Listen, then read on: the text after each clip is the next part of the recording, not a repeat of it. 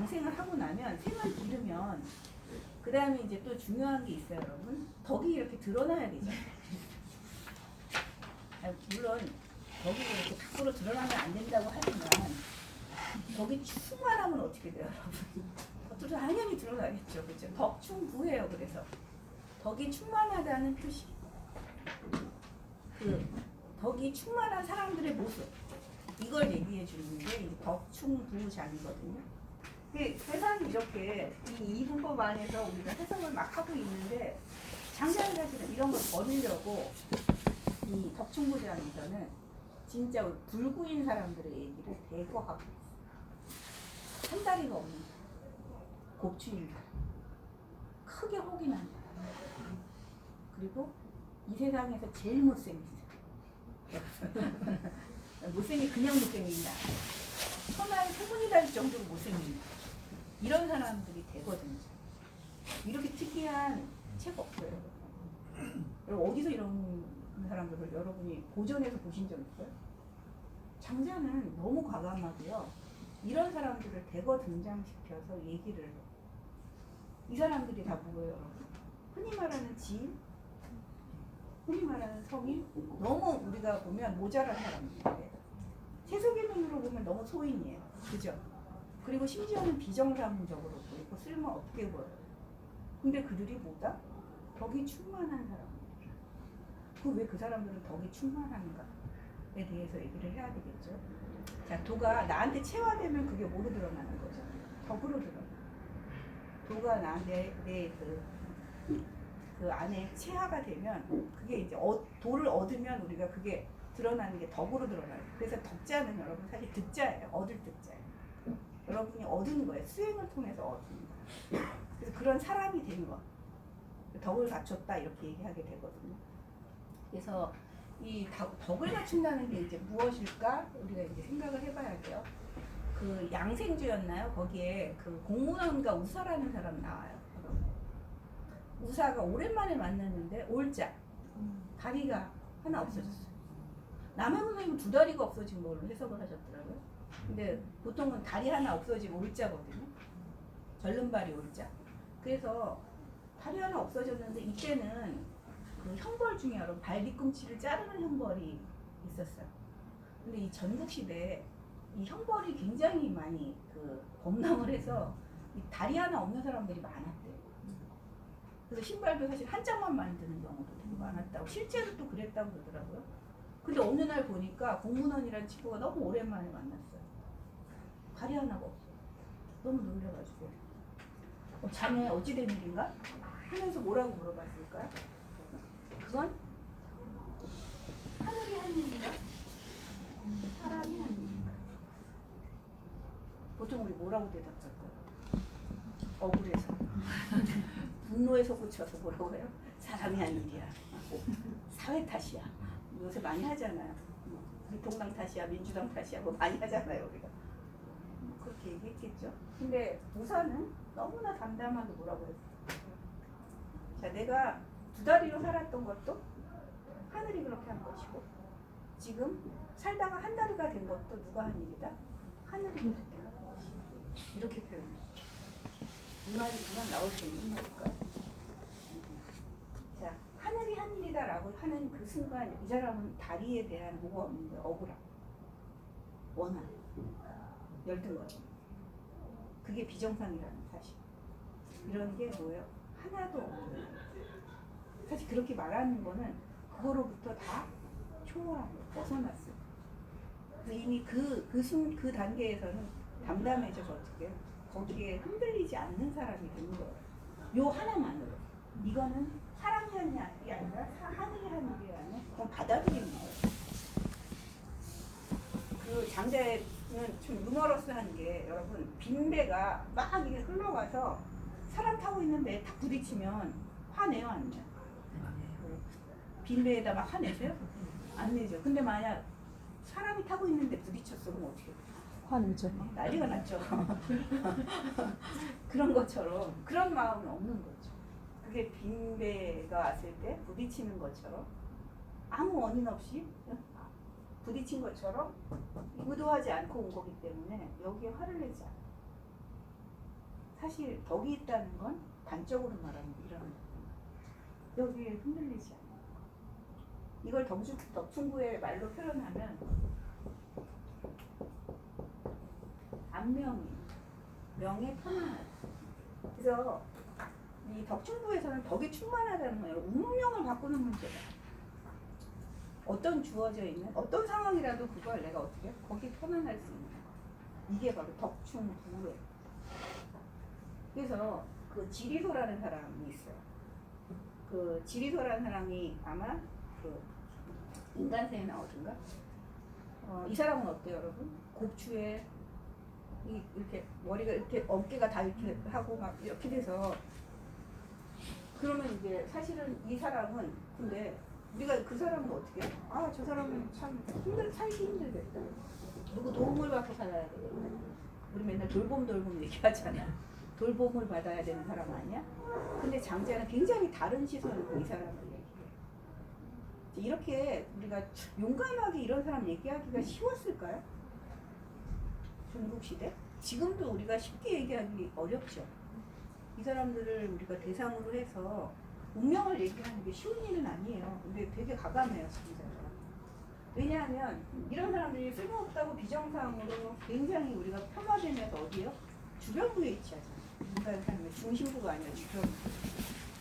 이 사람들은 다 마지막을 삶을 살고 있거든요. 이 사람들은 마음속으로 어떨까? 열등감과 세상의 시선이 그렇다면 열등감, 안에 쌓여있는 분노, 억울함 이런 게 많이 있을 거예요. 근데 여기에서 장자가 이 사람들을 얘기할 때는 그런 게 하나도 없는 사람이에요.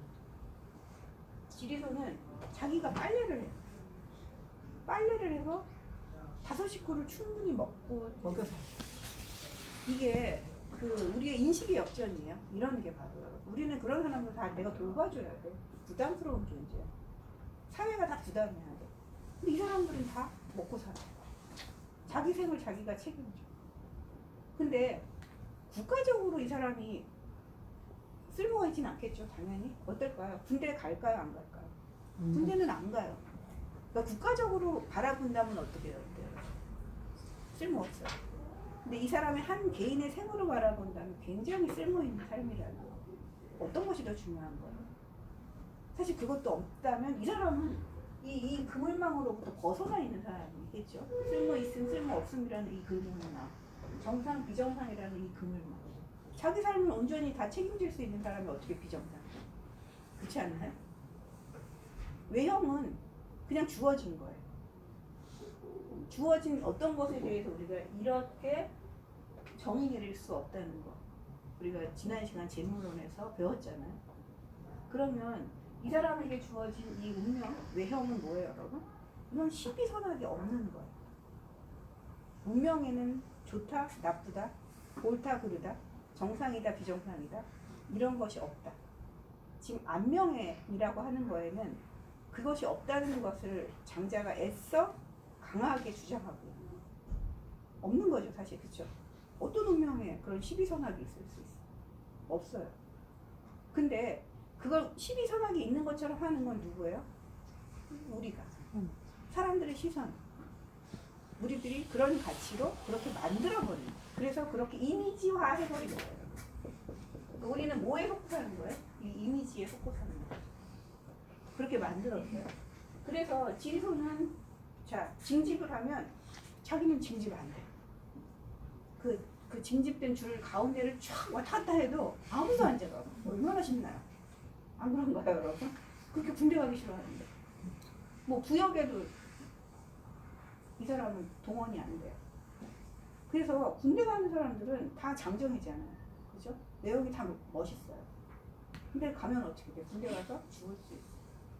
그리고 자기 가족 돌보기가 너무 힘들어요. 근데 역으로 생각하면 이 사람은 자기 가족을 돌볼 수가 있고 나라에서 또 이 사람이 사실은 또 늙으니까 뭐예요? 장작더미가 나오고 곡식이 나와요. 이걸로 뭐예요? 자기 가족을 다 먹여요. 자, 이 사람은 외형이 그렇지만 어때요, 여러분? 충분히 정말 너무 멋지게 자기 삶을 살고 있는 거예요. 국가적인 시선으로 본다면 우리가 그렇게 재단할 수 있는 삶이지만 이 사람의 어떤 개인의 삶으로 본다면 이 사람은 뭐예요? 그 가족들에게 있어서는 이 사람 굉장히 멋진 사람이에요. 온갖 책임을 다 할 수 있는 사람이에요. 이렇다면 우리가 이걸 들이씌울 수 있는가? 그러면 그러니까 이 지리소라는 사람의 이 외형을 가지고 불행하다고 말할 수 있는 건가요? 불행은 어디서 오는 거예요? 여러분 생각해보세요. 외형이 달라서 불행하다라고 얘기하는 거.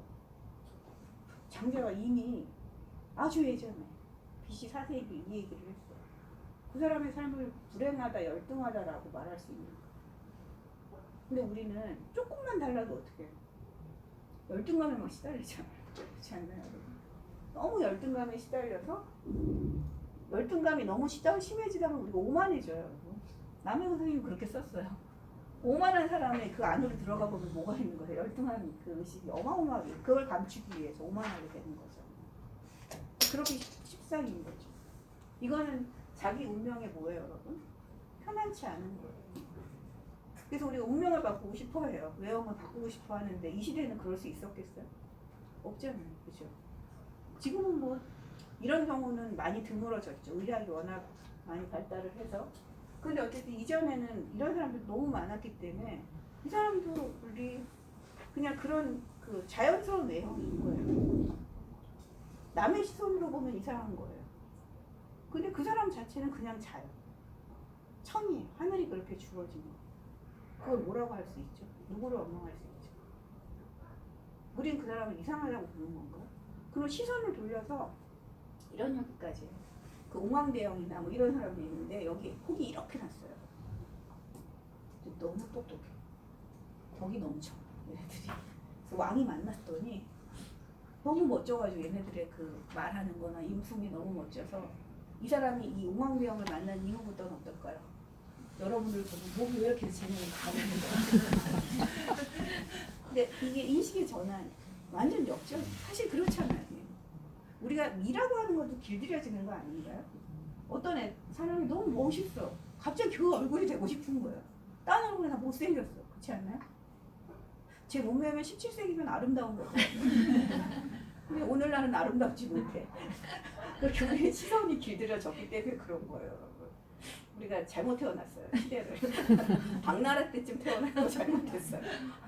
그렇게 태어나는 거랑 다른 것처럼 어쨌든 그건 그냥 그 사회가 두어지게 한 거지 우리가 그렇게 되어 있는 건 아닌 거잖아요.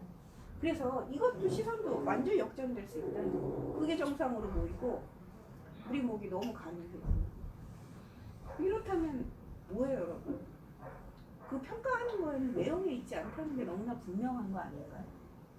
그리고 여기 나오는 그 에테타라는 사람이 있어요. 너무너무 못생겼어요. 노나라의 진짜 너무 모습이 추남이에요. 이 사람이 만나는 사람마다 너무 좋아요. 이 추남. 남자들은 친구하자 그러고 여자들은 이 사람이 부인이 있는데도 제가 첩이 되고 싶어요. 부모님한테 가서 허락을 받아. 에테타에 첩이 되게 해주세요. 근데 보니까 너무 못생겼고 첫째 돈도 없어. 여러분 지극히 평범해서 지식이 많지도 않아. 그리고 돈이 많지도 않아. 여러분 또 생각하셨죠? 돈이 많겠지. 그리고 남을 용감해서 구해줄 수 있는 정도의 그런 어떤 그 기술도 가지고 있지 않은데 사람들이 너무 좋아요. 그래서 노나라 애공이 너무 궁금했던 거예요. 세상에 소문이 쫙 났어요. 어떤 사람이길래 나도 만나보고 싶다. 왕이 만났더니 어떻게 됐어요? 홀딱 안 했어. 그래서 나라를 통째로 넘겨주고 싶을 정도. 도대체 어떤 기술을 가진 거예요? 도대체 어떤 걸까요? 그런데 그 공자가 그런 얘기 했어요. 그 노나라의 공자와 버금가게 아주 훌륭한 사람이 있는데 이 사람이 다리 하나가 없어요. 근데 이 다리 없는 이 사람한테 너무나 많은 제자들이 찾아가. 근데 이분은 그 비교해서 지금 얘기하는 거예요. 가르치질 않아. 여러분 그 말이 그 유명한 말이 불언지교예요. 말하지 않는 가르침. 그리고 우리 토론 많이 하잖아요. 토론도 안 해. 선생님이 책상에 앉아서 토론도 안 해.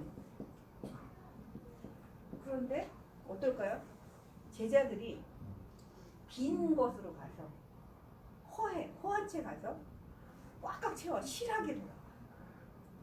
아니 말도 안 했는데 토론도 안 했는데 그냥 보면 막 꽉 차는 거예요. 왜 그랬을까? 도대체 어떤 게 있길래? 그 제자 이름은 왜 생각나고 선생님 이름은 생각이 왕태. 맞아.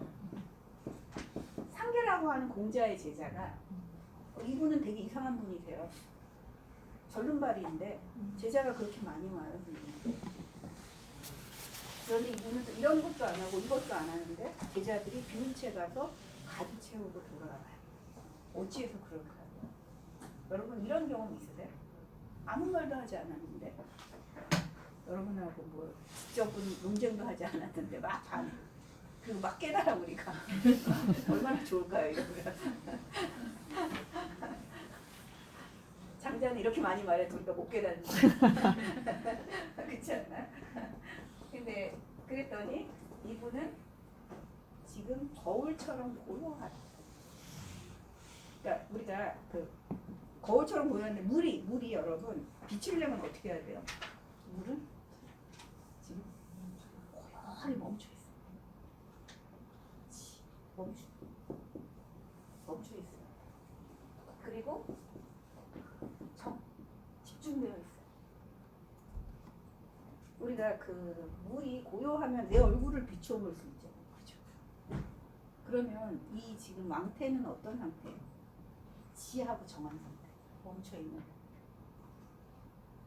이 사람은 생이 무엇인가를 알기 때문에 어딘가 거기 방향이 딱 결정돼서 정해져 있는 거지. 그래서 딱 자기 마음이 집중되어 있는 상태. 그래서 지정이라고 표현하거든요. 그래서 굉장히 고요해. 이 고요하다는 건 어디에도 뭐예요? 흔들리지 않는다는 거예요. 그냥 맹자식으로 얘기하면 부동이에요, 여러분.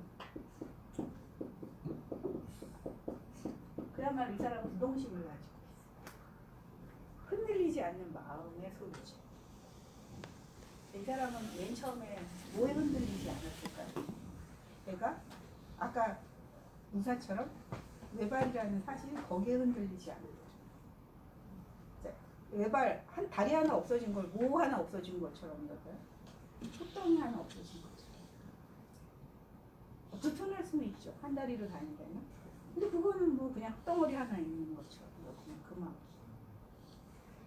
자 여기에 그렇다면 그 세상 어떤 것에도 여러분 흔들릴까요? 안 흔들릴까요?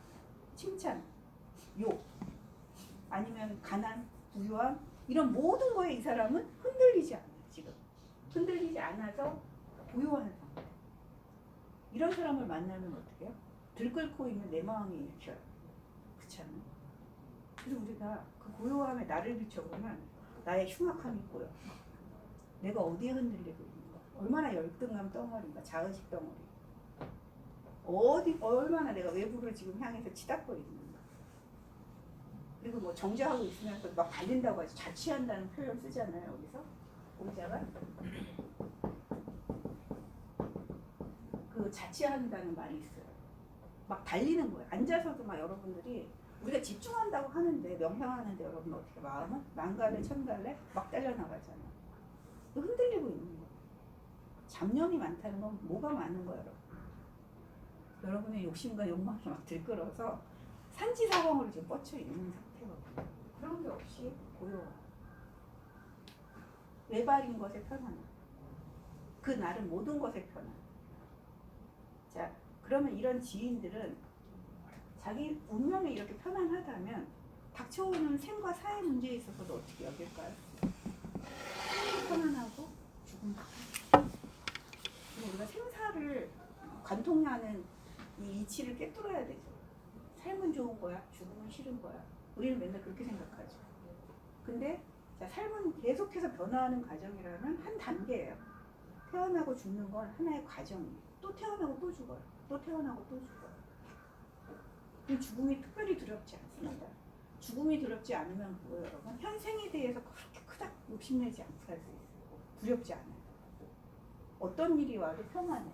그런 지정, 그런 고요함.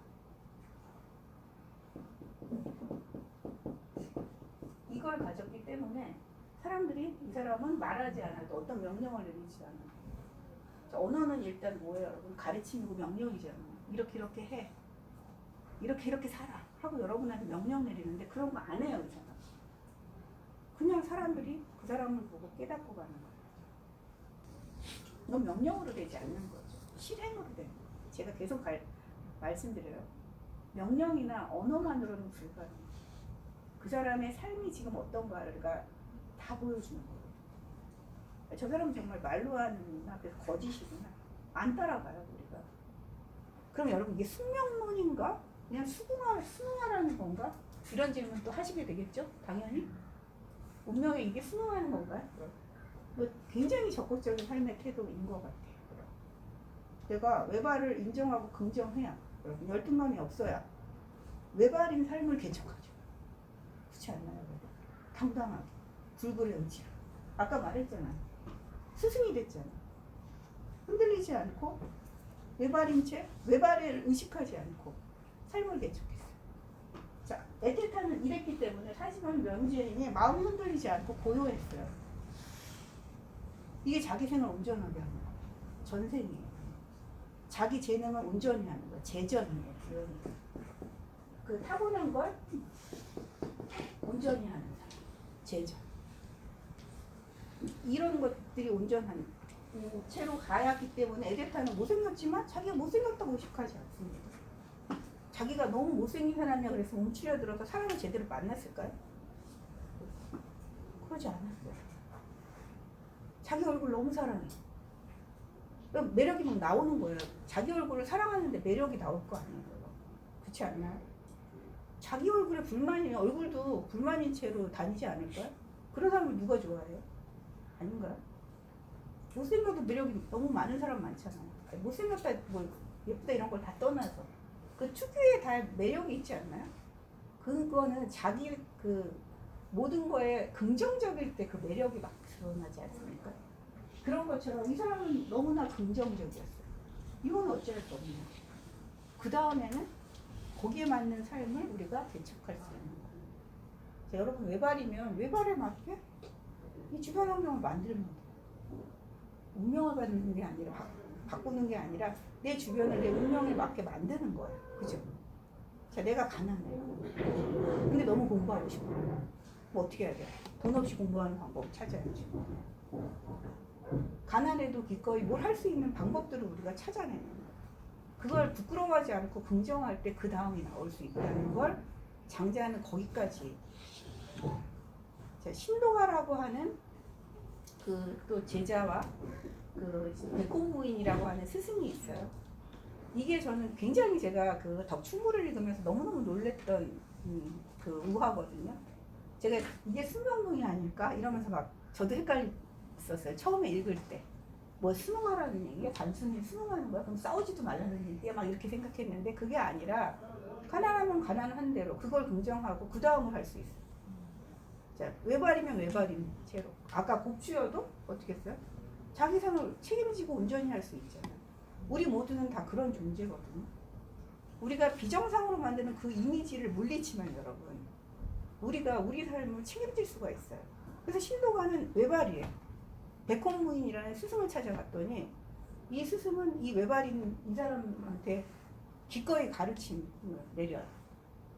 그 숙산무지라는 외발이 찾아갔을 때 공자님은 어떻게 했냐면 내쳤어요. 이거 아직도 모르느냐? 왜냐하면 보통 외발인 건 형벌을 받아서 외발인 경우가 많아요. 네가 그렇게 살아놓고 뭘 배우겠다고 왔느냐? 이러고 숙산무지를 쳐버려서 이 숙산무지가 당당하게 나는 공자 당신이 대단한 인물인 줄 알았더니 굉장히 편견이 많은 분이거든요. 도의 경지에 못 올랐고 이렇게 얘기를 했어요. 그래서 공자가 깨달아요. 아, 내가 실수했구나. 근데 실수했는데 제자들한테 이 사람이 떠나고 나니까 그래 내가 널 받아줄게. 뒤늦게 얘가 떠났어요. 나는 당신을 스승으로 삼을 수 없습니다. 제 제자들한테 또 하신 말씀이 저 숙산무지는 외형이 저렇지만 마음은 온전한 사람이다. 이렇게 표현하는 것 자체가 뭐 그럴 수 있는데 거기서 조금 또 공자님이 조금 떨어지게 나오죠. 어쨌든 그렇게 우리가 꾸짖는 그 사람들이 있거든요. 근데 여기도 마찬가지예요. 신도가는 백혼무인에게 가서 자기가 외발인 걸 잊었어요. 우리가 여기 오면 여러분이 나이가 들었는지 적은지 의식하세요? 의식하시는 거면 뭐 한 거예요, 여러분? 여기 못 들어오신 거예요, 아직. 그렇지 않나요? 그리고 여기 뭐 박사와 뭐 저기 중학교 졸업하고 이런 거 전혀 의식 안 되죠. 우리 청년들은 학교 제대로 다니는 애들 없어요. 근데 쟤네는 나랑 똑같은 것 같아요. 여기 들어오는 순간. 왜 그래요, 여러분? 다 처음 접하는 책들이니까. 그거 사라지거든요. 배움 앞에서는 사실 그런 게 싹 의식이 안 돼요. 그러니까 신도가는 백혼무인이라는 스승 앞에 갔을 때 그 배움 앞에서 이런 모든 게 사라졌어요. 그러니까 잊은 거예요. 진짜 앉아서 잊었어요. 근데 자산이라고 하는 정자산은 그 정나라의 대부로 굉장히 훌륭한 인물이에요, 여러분. 그 역사적으로 그 공자보다 좀 앞선 인물인데 순추 시대 이 그 작은 정나라를 외교적으로 너무너무 외교를 잘해서 큰 나라에 굉장히 독립적으로 이 나라를 유지하게 만든 그런 대단한 사람이거든요. 실제 인물이에요. 정자산이 딱 나타나서 신도가가 외발인 거 보고 어떻게 했을까요? 외발인 주제. 나랑 같이 공부해. 그래서 어떻게 말했을까요? 우리가 말하듯이 똑같이 해요. 자, 내가 나가면 너는 앉아있어. 내가 앉아있으면 너가 먼저 나가. 난 너와 같은 자리에 앉아있는 게 싫어. 이렇게 얘기했어요. 이렇게 얘기하기 쉽죠. 자산만 그런 건 아니겠죠. 예전에도 그렇고 많이 이럴 수 있잖아요. 그랬더니 신도가가 여러분 거기 이렇게 흠칫해야 되는데 너무 당당. 너는 같은 스승 밑에서 공부하면서 마음을 보는 게 아니라 이 외형의 다름만 보는구나. 너가 백포무인이라는 스승 밑에서 공부한 제자라고 할 수 있겠는가? 그랬더니 외발인 주제. 네가 요순이냐? 이러면서 욕을 해. 우리 그렇게 너무 적나라하게 나와. 이 우화가 굉장히 적나라합니다. 그리고 나서 신도가가 뭐라고 했을까요? 저는 여기서 이제 놀란 게 뭐냐면 신도가가 예의 사정거리, 예라고 하는 아주 화살을 잘 쏘는 사람이 있어요. 자, 그 사람은 백발백중이에요. 그죠? 그런데 못 맞힐 때도 있어요.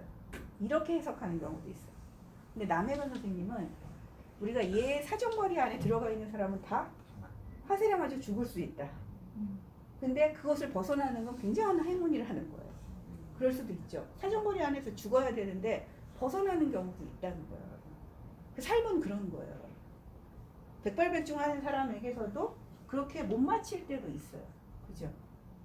그런 것처럼 삶이 운명은 그런 거다. 이거는 누가 뭘 의도적으로 그렇게 조작한 것이 아니야.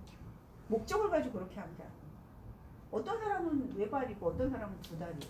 이 사람 말이 뭐라고 얘기하냐면 근데 한 다리인 사람들은 그 보통 두 다리인 사람들이 왜 내가 부당하게 두 다리를 가졌지라고 얘기하는 사람은 한 다리인 사람은 왜 부당하게 한 다리를 가졌지? 생각해보면 왜 내가 부자로 살고 있다면 왜 이렇게 부당한 일이 나한테 왔지? 이렇게 얘기하시는 분이 있어요? 없죠. 이거 부당한 거 아닌가요, 여러분? 똑같은 하늘의 입장에서 본다면 두 다리 넘치잖아요. 한 다리에 비하면. 이걸 내가 누릴 자격이 있는 거예요? 부당한 거 아니에요? 역으로 이렇게 한번 생각해 보면 여러분 인생이 되게 잘 순탄하게 잘 왔어. 그럼 어떤 거예요? 너무 부당한 거 아니에요? 왜 나한테만 이런 일이 오죠? 억울해야 되는 거 아니에요? 이렇게 불공평하게 왜 나한테만 이렇게 많은 게 왔지? 이렇게 생각을 안 하고 살죠. 그렇다는 거예요. 우리가 한 다리는 부당하게 여기면서 두 다리인 것을 자격을 못 갖추면서도 두 다리인 걸 당당하게 여기는 사람은 너무 많아요. 근데 어떤 경우는 두 다리인 게 부당한 경우도 있는 거다. 이렇게 얘기를 했어요. 자, 나는 너가 아니라 백홍무인 스승과 만나서 여기도 또 저는 이 숫자가 참 의미심장해요. 19절. 이 백홍무인 스승하고 만나는 또 그 19년 동안 공부했네요. 그 문화에서 한 번도 내가 외발인 걸 의식해 본 적 없어요. 선생님도 내가 외발인 걸 의식하지 않아. 서로 잊고 있었던 거예요. 너도 있고 나도 있고 해야 되는 거잖아요. 너의 외형도 있고 나의 외형도 있고. 그랬더니 정자산도 그래도 꽤 괜찮은 사람이에요. 알았네. 그만하게. 받아들인 거. 이거 굉장한 적극적인 저항 아니에요?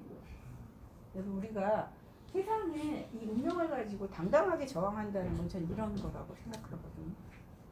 그 비정상이고 부당하다라고 하는 그 인식을 바꾸는 거. 내가 싸워야 돼. 그건 뭐야? 내가 나를 긍정할 때 그 싸움이 일어나는 거지. 긍정하지 않으면 이런 싸움은 일어나지 않아요. 사실은 이 이미지로부터 우리가 탈주하는 거, 그게 싸움이에요. 이게 저항이에요. 그렇게 우리를 이 굴레 안에 우리를 가두는 그런 시선과 싸워야 돼요. 그리고 나면 우리는 배움에 있어서 평등해요. 누구한테나 가서 외발이든 두발이든 훌륭한 스승 밑에 가서 공부할 수 있다는 거예요. 이거 말고 뭐가 있어요? 이게 바로 안녕입니다. 이게 보통 사람 혹은 그냥 외모상으로 보면 보통 사람 아닌 더 모자란 사람, 그런 사람들이 살아가는 방식. 제가 장자는 보통 사람에게 주는 자기 해방의 메시지라고 얘기 많이 하거든요. 전 이거라고 생각해요. 자기 해방은 자기가 해야 돼요. 운명에 편안한 것도 자기 해방. 운명을 그렇게 이미지화하는 그 시선으로부터 우리가 해방될 거. 그래야 그 다음을 걸어갈 수가 있어요. 자기를 불행하게 여기는데 어떻게 걸어가요? 그러니까 이런 당당한 싸움, 이게 바로 여러분 덕충부예요. 다른 게 덕충부가. 덕이 충만한 건 이런 거.